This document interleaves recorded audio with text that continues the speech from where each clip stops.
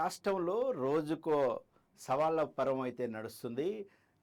నిన్న చూశాం. నిన్న మంత్రి జూపల్లి ఒక సవాల్ విసిరారు. ఏదైతే ఆహ్, కేసీఆర్ ప్రభుత్వం అంటే బీఆర్ఎస్ ప్రభుత్వ హయాంలో రాష్ట్రం మొత్తం అప్పుల ఊబిలో కూరుకుపోయిందని చెప్పేసి ఆహ్, జూపల్లి కృష్ణారావు చర్చ కోసం సవాల్ విసరడం మనం చూశాం.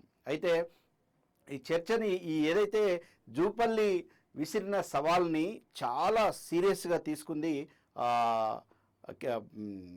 కేటీఆర్ టీం. ఏదైతే బీఆర్ఎస్ నాయకత్వం చాలా సీరియస్గా తీసుకొని ఖచ్చితంగా జూపల్లి శ్రీనివాస్తో మేము చర్చిస్తాం, ఏదైతే గతంలో మా ప్రభుత్వ హయాంలో చేసిన అప్పులు ఏవైతే ఉన్నాయో వాటి మీద ఖచ్చితంగా చర్చించడానికి సిద్ధంగా ఉన్నామని చెప్పేసి కేటీఆర్ హరీష్ రావు డైరెక్టు మేము సిద్ధం అని చెప్పేసి నిన్న తెలంగాణ భవన్కి రావడం జరిగింది. మనందరం చూసాం. అది కూడా తెలంగాణ భవన్కి వచ్చి జూపల్లి కృష్ణారావు కోసం కూడా ఒక సీట్ ఏర్పాటు జరిగింది, ఒక చైర్ ఏర్పాటు చేసి రమ్మని ఆహ్వానించడం జరిగింది. కానీ మనం చూసాం నిన్న జరిగిన తతంగం మొత్తం చూస్తుంటే ఏదైతే నేను సిద్ధం అని చెప్పిన జూపల్లి కృష్ణారావు ఏదైతే అక్కడ గన్ పార్క్ దగ్గరికి రావటం, గన్ పార్క్ దగ్గరకు వచ్చిన జూపల్లి శ్రీనివాస్తో చర్చిద్దామని చెప్పేసి మళ్ళీ హరీష్ రావు కేటీఆర్ బయలుదేరటం అంతా మనం చూసాం. కానీ వాస్తవానికి అంటే తర్వాత పోలీసులు వాళ్ళని అరెస్ట్ చేయకుండా హరీష్ రావు వాళ్ళందరికీ ఫోన్ చేయటం, మంత్రులకు ఫోన్ చేయటం, ఈ తతంగం అంతా చూసాం. వాస్తవానికి ఏం జరుగుతుందంటే రాష్ట్రంలో అసలు ఏం జరుగుతుంది, ఏది నిజం ఏది అబద్ధం, అసలు నిజంగా బీఆర్ఎస్ ప్రభుత్వం అన్ని అప్పులు చేసిందా? ఒకవేళ నిజంగా చేసి ఉంటే కనుక ఎందుకు మళ్ళీ జూపల్లి కృష్ణారావు కావచ్చు, కాంగ్రెస్ ప్రభుత్వం కావచ్చు, రేవంత్ రెడ్డి కావచ్చు, ఎందుకు మళ్ళీ వాళ్ళ నుంచి వెనక్కిపోవాల్సిన అవసరం ఏమవుతుందని చెప్పేసి చాలామంది ఆలోచించాల్సిన పరిస్థితి ఏర్పడింది. వాస్తవానికి నిజంగా కేసీఆర్ ప్రభుత్వం లేకుంటే బీఆర్ఎస్ ప్రభుత్వం ఇన్ని అప్పుల ఊబిలో ఈ రాష్ట్రాన్ని నెట్టేసిందా? ఒకవేళ నిజంగా నెట్టేస్తే ఎందుకు, ఎలా నెట్టేసింది ఏందని ఈ ప్రభుత్వం కూడా చెప్పాల్సిన అవసరం ఉంది. కాంగ్రెస్ ప్రభుత్వం కూడా చెప్పాల్సిన అవసరం ఉంది. సవాళ్ళు విసరటం మాత్రమే కాదు, ఖచ్చితంగా ఆ సవాల్ కోసం నిలబడాల్సిన అవసరం ఉంది. ఆ నిలబడి ప్రజలకు వాస్తవాలను తెలియపరచాల్సిన అవసరం అయితే ఖచ్చితంగా ఉంది. కానీ ఈరోజు ఆ విషయం జరగలేదు. ఇది ఈ తతంగా ఒకవైపు అయితే ఇప్పుడు ఈరోజు వరంగల్ దగ్గర ఒక 50 కోట్ల భూ వ్యవహారంలో 50 కోట్ల కుంభకోణం జరిగిందని చెప్పేసి బీఆర్ఎస్ నాయకులు ఆరోపించడం, మాజీ కూడా చైర్మన్ ఆరోపించడం జరిగింది. మరి అక్కడ వాళ్ళు దాన్ని కూడా మళ్ళీ ప్రభుత్వం ఏదైతే అక్కడ ఉన్నా కూడా చైర్మన్ ఖచ్చితంగా దీని మీద నేను సిద్ధం ప్రమాణం చేయడానికి అని చెప్పేసి భద్రకాళి ఆలయం దగ్గరికి బీఆర్ఎస్ నాయకులు మాజీ కూడా చైర్మన్ రావటం కూడా జరిగింది. ఇక్కడ కూడా మళ్ళీ కాంగ్రెస్ ప్రభుత్వం తప్పించుకున్న పరిస్థితి అయితే ఖచ్చితంగా కనిపించింది.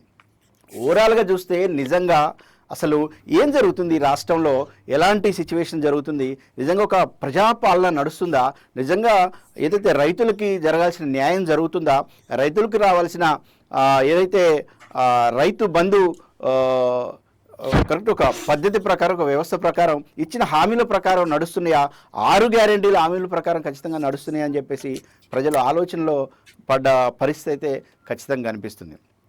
ఏదైతే నిన్న జరిగిన తతంగం మొత్తం కూడా ఖచ్చితంగా ఏదైతే కాంగ్రెస్కి సంబంధించిన మంత్రులే అయోమయంలో పడిన పరిస్థితి. ఇంకో అంశం చూసాం నిన్న. యాక్చువల్గా మనకి టెంపుల్ ఏదైతే ఉందో, యాదగిరిగుట్ట టెంపుల్ ఏదైతే ఉందో, యాదగిరిగుట్ట టెంపుల్కి ఒక కమిటీని కాంగ్రెస్ ప్రభుత్వం ప్రకటించింది.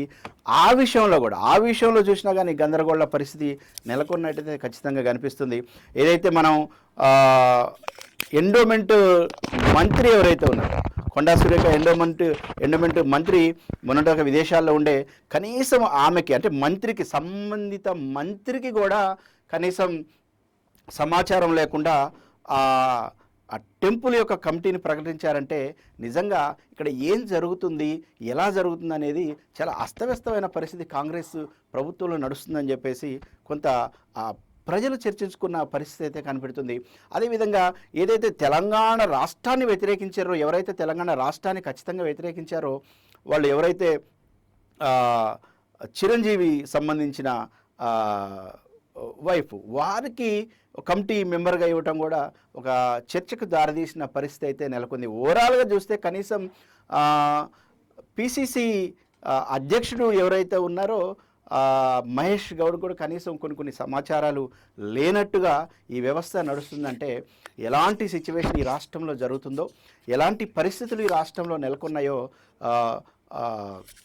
బేరీజ్ వేసుకోవచ్చు యాక్చువల్గా. కాకపోతే ఇదంతా నిజంగా రేవంత్ రెడ్డికి మంత్రులపైన, తన యొక్క మంత్రులపైన పట్టు ఉందా లేదా, నిజంగా రేవంత్ రెడ్డి వాస్తవానికి ఒక అయోమయంలో పరిస్థితిలో ఉన్నాడా, నిజంగా రేవంత్ రెడ్డి ఈ ప్రభుత్వాన్ని నడిపించగలిగే పరిస్థితిలో ఉన్నాడా, అర్థం కాని పరిస్థితి అయితే ఖచ్చితంగా నెలకొంది. మనం కొన్ని చోట్ల చాలా వీడియోలో మనం చూసాము, నేను వెళ్తే ఎవరు అప్పులు ఇవ్వట్లేదు, చెప్పులు చూసి వెనక్కిపోతుండన్న పరిస్థితి కూడా ఆ మధ్య కాలంలో రేవంత్ రెడ్డి చేసిన సందర్భాన్ని అయితే అందరూ చూశారు, మనం అందరం చూస్తున్నాం అలాంటి పరిస్థితిని. అంటే ఓవరాల్గా ఈ రాష్ట్రంలో కాంగ్రెస్ ప్రభుత్వం ఇస్తున్న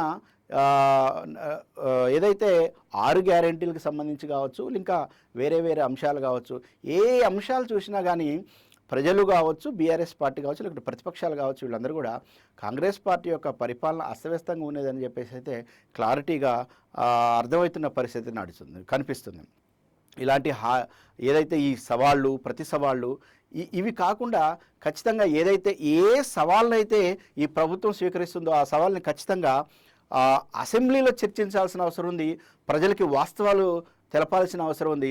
రేపు ఈసారి వచ్చే అసెంబ్లీలో ఖచ్చితంగా ఇలాంటి సంబంధించి చేసుకున్న సవాళ్ళు ఏవైతే ఉన్నాయో ఈ సవాళ్ళ పర్వాన్ని ఖచ్చితంగా అసెంబ్లీలో ప్రజలందరికీ తెలిసే విధంగా, అర్థమయ్యే విధంగా, నిజంగా ఈ రాష్ట్రం అప్పులో ఊబిలో ఉందా, నిజంగా ఈ రాష్ట్రంలో స్వచ్ఛమైన పర్ఫెక్ట్ పాలన నడుస్తుందా, నిజంగా ప్రజాపాలన నడుస్తుందా, నడుస్తుంటే ఎంతవరకు నడుస్తుంది, ఎలా నడుస్తుంది, ఏ విధంగా నడుస్తుంది, నిజంగా సంక్షేమ పథకాలు ఈ ప్రజలందరికీ నిజంగా అందుతున్నాయా లేదా, నిజంగా ఈ రాష్ట్రం అప్పుల ఊబిలో ఉందా లేదా, ఎలాంటి వ్యవస్థని ఈ ప్రభుత్వం నడిపిస్తుందని రేపు ఖచ్చితంగా అసెంబ్లీలో చర్చించవలసిన అవసరం ఉంది, మాట్లాడవలసిన అవసరం ఉంది. నిజాలు, వాస్తవాలు ఖచ్చితంగా ప్రజలకైతే తెలియాల్సిన అవసరం ఖచ్చితంగా ఉందనేది ఈ సందర్భంగా తెలుస్తుంది, అర్థమవుతుంది.